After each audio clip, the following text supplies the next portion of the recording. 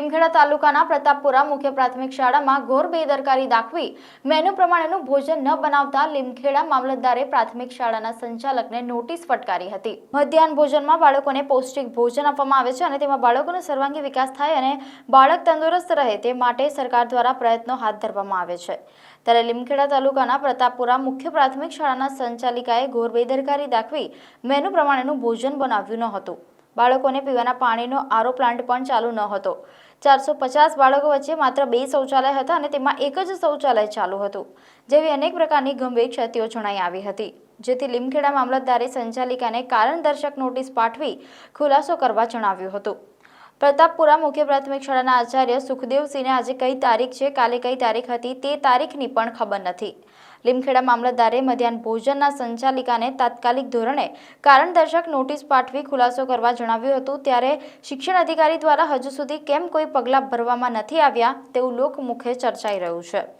ગુંજનબેન, અહીં શું કરો છો?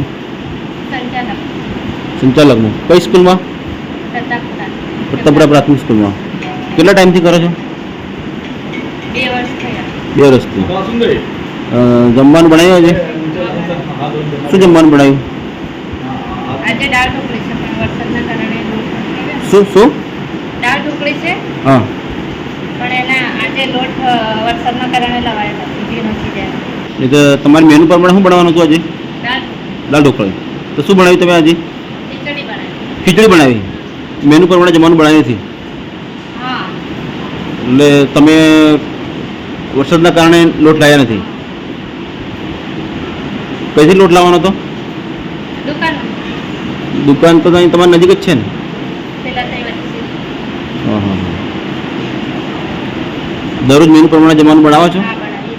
કેટલા બાળકોનું જમવાનું બનાવ્યું છે?